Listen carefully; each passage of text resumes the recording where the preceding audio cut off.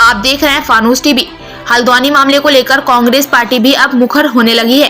आज उत्तराखंड कांग्रेस मुख्यालय राजू भवन में हल्द्वानी भूमि से संबंधित मामले को लेकर प्रेस वार्ता का आयोजन किया गया, जिसमें भारतीय कांग्रेस के राष्ट्रीय सचिव पूर्व विधायक काजी निजामुद्दीन ने पत्रकारों को संबोधित करते हुए हल्द्वानी की जिस बस्ती को लेकर रेलवे ने अपना हक जताया उसमें बहुत सारी त्रुटियां हैं, जो कि 2016 में रेलवे ने 29 एकड़ भूमि को अपना बताया था, तो वहीं अब 79 एकड़ भूमि बताई जा रही है। वहीं एक बात यह भी सोचने वाली है कि अगर वह रेलवे की भूमि थी तो वहां पर सरकारी स्कूल, कॉलेज, सिविल लाइन, बिजली के कनेक्शन, पानी के टैंक कैसे बन गए। और एक सोचनीय पहलू यह भी है कि ये बस्ती बहुत अजीब कदीम यानी कि बहुत पुरानी बस्ती है और उनके नाम सरकार के द्वारा पट्टे अलॉट किए गए हैं, फ्री होल्ड भूमि की गई है। काजी निजामुद्दीन ने कहा कि कहीं न कहीं सरकार वहाँ की आवाम का सही तरीके से पक्ष नहीं रखता। ये लिहाजा कांग्रेस अब सुप्रीम कोर्ट में कोर्ट के दरवाजे पर दस्तक दी है और सुप्रीम कोर्ट में इसको लेकर आने वाली 5 तारीख को इस पर सुनवाई होगी। कांग्रेस के राष्ट्रीय सचिव काजी निजामुद्दीन ने कहा कि हमें कोर्ट पर पूरा विश्वास है कि मजदूरों के हक में फैसला आएगा और वहाँ रह रहे लोगों को राहत मिलेगी। देखिए उन्होंने और क्या कहा।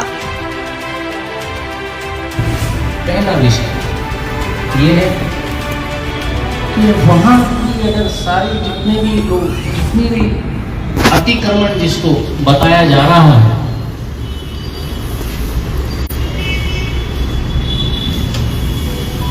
पचास साल, 60 साल, 70 साल और उससे भी ज्यादा पहले मंदिर मौजूद है, मस्जिद मौजूद है, शिशु मंदिर है, ओवरहेड टैंक है पानी का, सीवर लाइन 1970 की है। अगर रेलवे की जमीन है तो सीवर लाइन कैसे डली?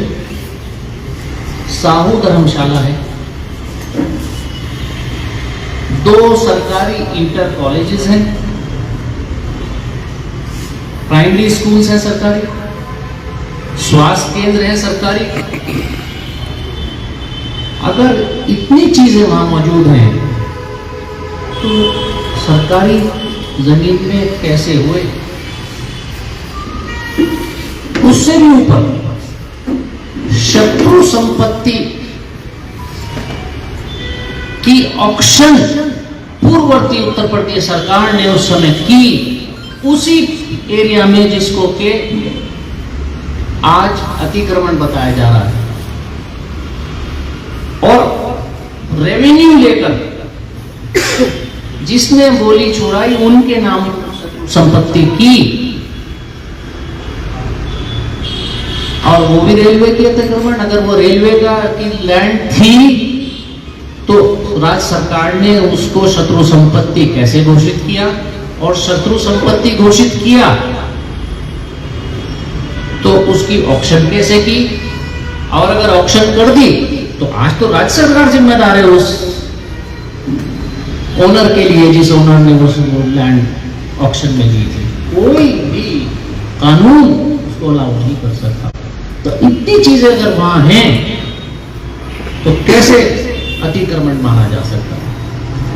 वक्फ बोर्ड की जमीनें वहां मौजूद हैं और वक्फ बोर्ड की प्रॉपर्टी कोई ऐसी प्रॉपर्टी नहीं है कोई खड़ा होकर कह देगा कि ये वक्फ बोर्ड की, बाकायदा एक प्रोसीजर है उसका, जिसमें जिला अधिकारी कलेक्टर के माध्यम से ही कोई प्रॉपर्टी वक्फ बोर्ड की प्रॉपर्टी घोषित होगी। कोई खड़ा होकर ये नहीं कह सकता कि ये वक्फ बोर्ड की प्रॉपर्टी, जिसकी जिम्मेदार राज्य सरकार है, वक्फ बोर्ड। अगर ये सारी चीजें हैं तो फिर उन लोगों को, इतने लोगों को बेघर करने की बात उचित प्रतीत नहीं होती। आज मैं सबसे पहले तो मैं आभार व्यक्त करता हूं हमारे युवा विधायक सुमित हृदय जी का। उन्होंने अपने माताजी के नक्शे कदम पर चलते हुए जो लोग बेघर होने के कगार पर हैं उनके लिए खड़े हुए, लड़ रहे हैं। और आज भी वो लोग, सुमित हृदय जी और सभी साथी वहाँ पर सुप्रीम कोर्ट गए, जिसमें सुप्रीम कोर्ट ने माननीय उच्चतम न्यायालय ने 5 तारीख दी है। हमें न्यायालय पर पूरा भरोसा है, उम्मीद करते हैं कि न्याय, जनहित में न्याय सही होगा। लेकिन आज आप लोगों के बीच में आने का मकसद सिर्फ एक है कि हम कांग्रेस पार्टी, राज्य सरकार उत्तराखंड माननीय मुख्यमंत्री जी से लेकर भारत सरकार के रेलवे मंत्रालय से और भारत सरकार के प्रधानमंत्री जी से ये निवेदन करना चाहती है। हम उम्मीद उनसे करते हैं कि हजारों परिवार बेघर होने से बचाइए। जो मलिन बस्ती अधिनियम है उसके तहत अगर मलिन बस्ती को खाली भी करवाया जाएगा, उसको अतिक्रमण मानकर हटाया भी जाएगा, तो उनके पुनर्वास की योजना उसमें प्राविधान है। लेकिन हाल फिलहाल पहले राज्य सरकार ने उन हल्द्वानी की बस्तियों को मलिन बस्ती घोषित किया था, लेकिन हाल फिलहाल भारतीय जनता पार्टी की सरकार ने सर्वे में उन बस्तियों को मलिन बस्ती के दर्जे से बाहर कर दिया। एक बार सर्वे होता है मलिन बस्ती घोषित होती है, दूसरी बार सर्वे होता है मलिन बस्ती नहीं होती। 600 के लगभग मलिन बस्तियां हैं, 4 ही बस्तियों को मलिन बस्ती के दर्जे से बाहर किया गया। कहां का न्याय है?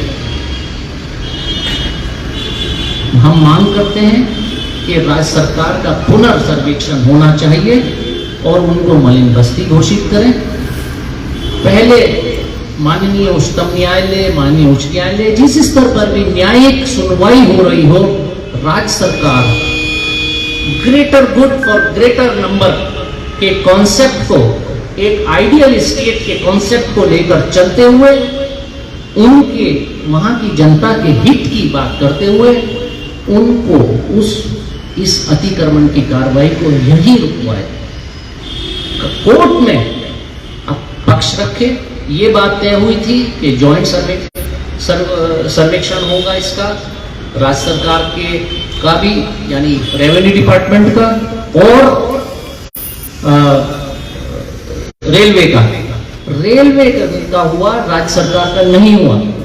तो जब 29 एकड़ थी वो एकदम 79 एकड़ कैसे हो गई? ये सारी चीजें सामने आनी चाहिए। बेनामे हुए हैं, बेनामे में सरकार के रेवेन्यू लिया हुआ है राज्य सरकार ने, म्यूटेशन हुआ है। तो ये सारी चीजें अगर हैं, पट्टे हैं, राज्य सरकार के दिए हुए पट्टे हैं, अगर राज्य सरकार पट्टे देती है तो रेलवे विभाग के पट्टे कैसे राज्य सरकार ने दे दिए? ये सारे सवाल हैं जो इस पूरी कार्रवाई पर एक प्रश्न चिन्ह उठाते हैं, जिसके न्याय के लिए आज सभी पीड़ित लोग सुमित हृदय जी के नेतृत्व में माननीय सुप्रीम कोर्ट हम लोग गए हैं और हम निवेदन करते हैं कि राज्य सरकार इन सारी भी बातों का संज्ञान ले, माननीय न्यायालय में जनता का पक्ष रखे और कोशिश होनी चाहिए कि वो अतिक्रमण ना मानते हुए वहाँ उन लोगों को जो लंबे वक्त से रह रहे हैं वहाँ रहते रहें। अगर हम उत्तराखंड ही नहीं, किसी भी प्रदेश के देश में किसी भी बस्ती का हम नक्शा पुराना उठाकर देख लें, तमाम बस्तियां ऐसी निकलेंगी जो रिकॉर्ड में दर्ज नहीं होंगी या जिनको कभी भी अतिक्रमण कहा जा सकता है। तो यकीनन एक मानवीय दृष्टिकोण होना जरूरी है। अगर हम नियम और कानून की बात करें तो पहले भी यहाँ देहरादून में भी कुछ बस्तियों को स्थापित करने की बात हुई, तो और जगह भी कई बात हुई। हमारे यहाँ भी माननीय न्यायालय के आदेश पर कुछ तालाब की भूमि कई गांवों में ऐसी हुई जिनमें अतिक्रमण के आधार पर उनके मकानों को तोड़ने का आदेश माननीय न्यायालय ने दिया, लेकिन राज्य सरकार ने उन लोगों को मानवीय आधार पर जिनका अतिक्रमण माना गया उनको रिहेबिलिटेट करने की बात कही और वो रिहेबिलिटेट किया और उनको आर्थिक मदद की मकान बनाने में। तो पहली कोशिश तो ये होनी चाहिए कि जो दृष्टिकोण वहाँ सरकारों का पहले रहा कि सीवर लाइन डली तो सीवर लाइन रेलवे की जमीन में नहीं डल सकती, स्कूल कॉलेज बने तो रेलवे की जमीन में सरकार नहीं बना सकती, ओवरहेड टैंक नहीं राज्य सरकार रेलवे की जमीन में बना सकती, सिविल हॉस्पिटल के नाम से पीएचसी नहीं बना सकती, और इन सभी चीजों को देखते हुए पट्टा नहीं काट सकती, शत्रु संपत्ति रेलवे की जमीन को घोषित नहीं कर सकती। तो प्रथम दृष्टिया ये लगता है कि वहां अतिक्रमण नहीं है, तो राज्य सरकार को ये पक्ष रखना चाहिए। हम कांग्रेस पार्टी आज माननीय मुख्यमंत्री जी से, उत्तराखंड सरकार से, रेलवे विभाग से, भारत सरकार से निवेदन करते हैं कि इस पूरे प्रकरण में मानवीय दृष्टिकोण रखते हुए इस कार्रवाई को रुकवाने का कष्ट करें और माननीय उच्चतम न्यायालय